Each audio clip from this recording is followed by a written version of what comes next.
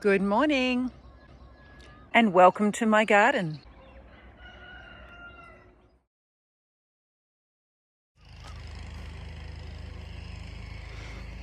We've had a morning of rain, so it's afternoon gardening for me. Today my project is contour 1 on the south. So this arrowroot is going to be chopped down for chop and drop.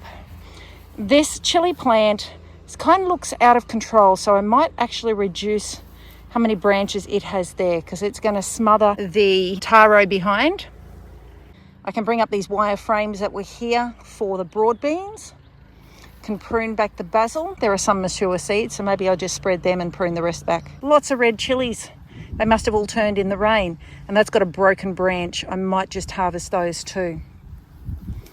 Now, big excitement here.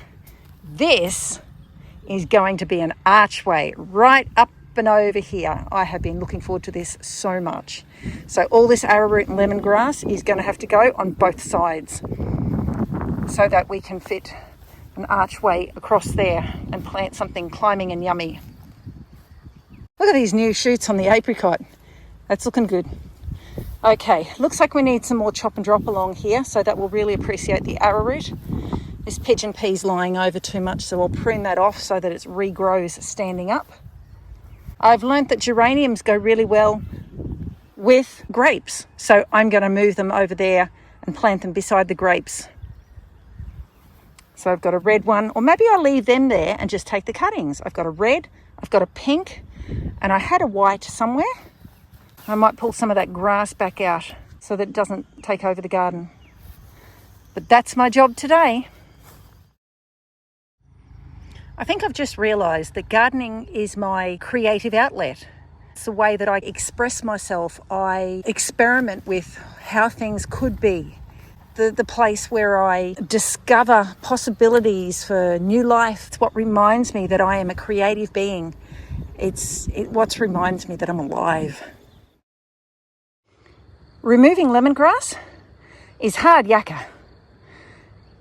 Its roots seem to be hanging on really well. So I would caution people, if you're going to grow lemongrass, plant it where you don't feel the need to pull it up. It makes for great chop and drop.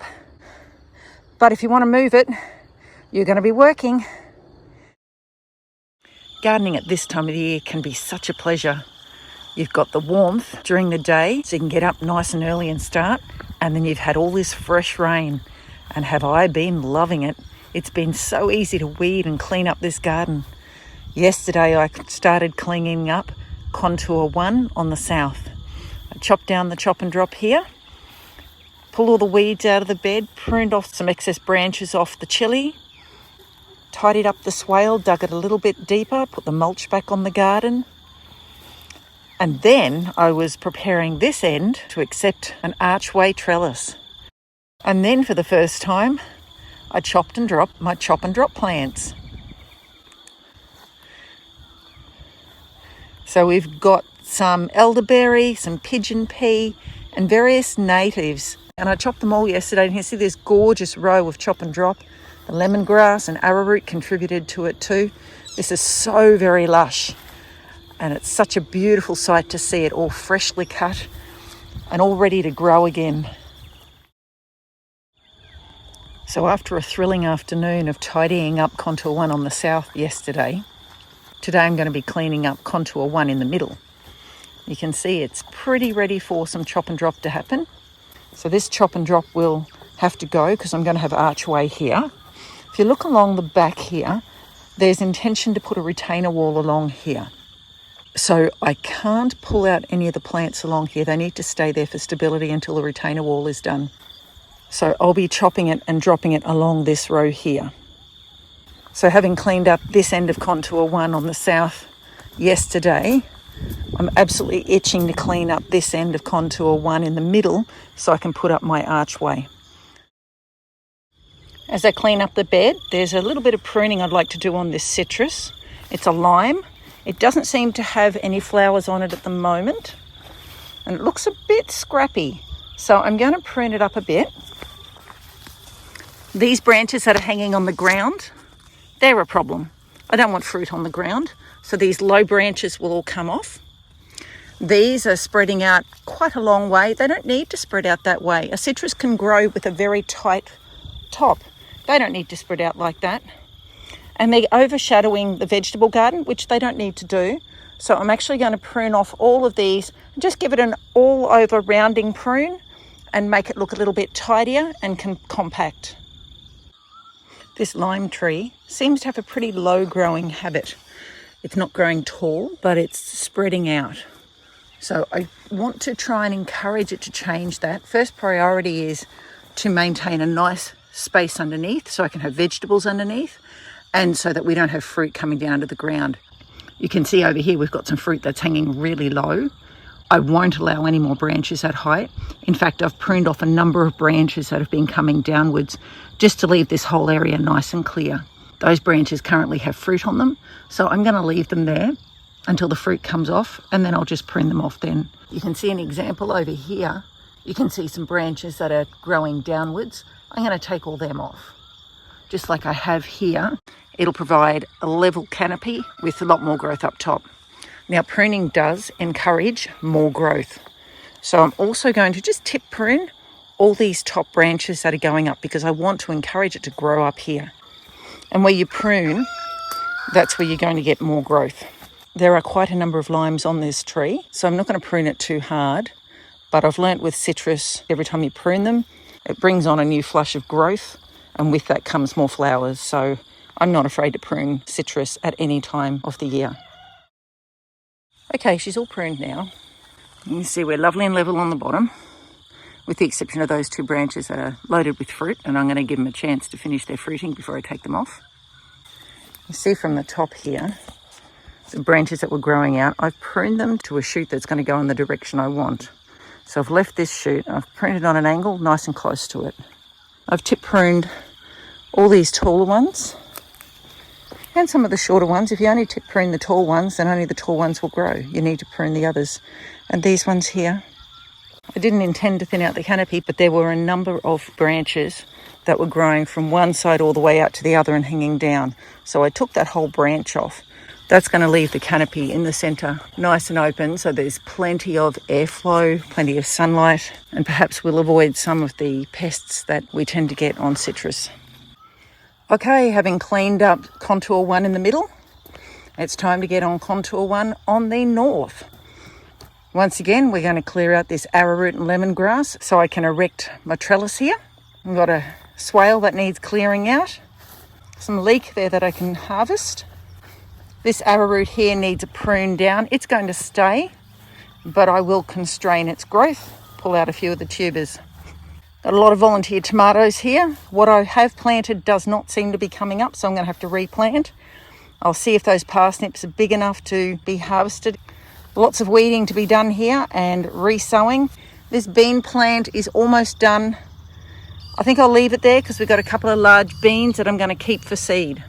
So we get that cleaned up, and then tomorrow I can put up my next trellis. This morning I finally got on to cleaning up my contour 1 on the north. I started this project several times, but other things became more important. So this side of the bed is my chop and drop side, and it's just had its first chop and drop. So some of these plants along this row didn't have a lot to prune off. I've got Breina, a pigeon pea. This leptospermum looks like it's dead. I don't think it survived the wet time we've just had. This is a form of basil, Senna, Callistemon Kings Park Special, Senna. These are leeks left over from when this was veggie garden, and there's some more there. This plant here is a salvia, Tristaniopsis, pigeon pea, Breina.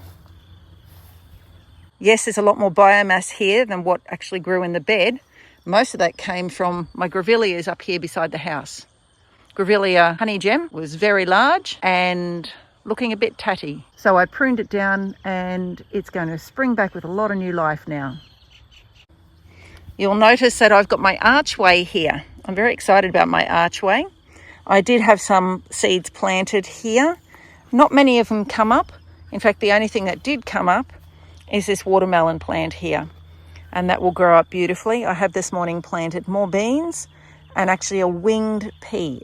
I planted some carrot seeds underneath this trellis for these green beans.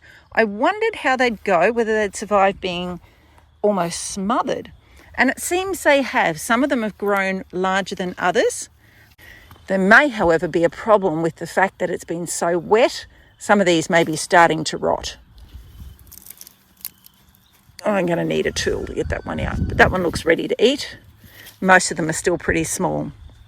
This garden bed has been a difficult one to replant. Last season it held my potatoes, and you can see quite a lot of the potatoes have sprung back. I must have missed a number of small potatoes in the ground. And I've chosen not to hill them up. I've chosen not to pull them out. They can do what they want. They'll come out when we harvest the carrots. I've planted a lot of carrots here. When I direct sowed the carrots, I had difficulty getting them to come up. However, in the following months, I chose to spread my own carrot seeds. I had been growing carrots over in the wedge garden on the east and let one of them go to seed. And when those seeds were mature and I knew I was about to have a week of rain, I grabbed the seed heads and just shook them all over the garden bed, the entire length of it. And it seems I've had a lot more success having carrot seeds germinate that way than I did when I direct sowed them. And I can see some tiny little new carrots coming up around the place. I've also got some self-sown lettuces at the back here. They look like an oak leaf type. And this is a wild rocket. Down this end, I did get a couple of my rainbow chard to sprout. I've not had a lot of success with direct sowing. I'm not sure why. This bed I even covered with shade cloth to keep it moist. I watered it regularly, but it seemed a lot of the seeds just didn't germinate right here. Maybe it was just too hot. I've now started planting a lot more seeds in grow punnets. The parsnip that I planted here months ago, it never seemed to grow. I don't know if that's a nutrition thing, but it's been many months, but they're still small. So I've chosen to leave them in the ground and see if they grow bigger over time. I have found some of them were a little bit bigger, but most of them just aren't. These cabbages look pretty sad. I harvested the original head off these. They have grown back several times. I've not kept up with these, and so the bugs have moved in. I might actually pull them out and feed them to the chooks, because that'll give me more space to plant the next crop. And we have space there, and we have a few spaces here between the carrots. So maybe I could plant some more silver beet, some more beetroot. We'll have a line of arrowroot and lemongrass running down this main walkway of the garden bed. I think that's going to look lovely. It presents a beautiful green outlook from the house too. Now my fruit trees. Now in this bed I planted 4 pear plants, all grown from seed. This one at the end here died and I replaced it with an apple. The apple has also struggled in this position, so clearly something I put in the hole originally didn't suit the plant. Now that it's got some light getting to it again, because I've chopped down the arrowroot, it may do better. This pear plant, I have pruned it a number of times, just taking out the branches that were going the wrong direction, growing inwards. Now it's got these very straight branches which are not sprouting, so I'm actually going to prune it down a bit more now. So I think I'll take that one back to these new shoots here. These new shoots could help form some of the structure. Now this one keeps going up and there doesn't appear to be any new shoots along here. So what I'm thinking of doing is leaving that one, maybe pruning it off here to encourage it to sprout. And then when it does, I'll leave the ones that sprout out to encourage the wider open wine glass shape. This one likewise, this will have to go because it's growing into the centre and that's not going to help the shape of the plant. And this one's also coming inwards, but these ones coming out and kind of out. I'm going to leave that. I'll take it off here.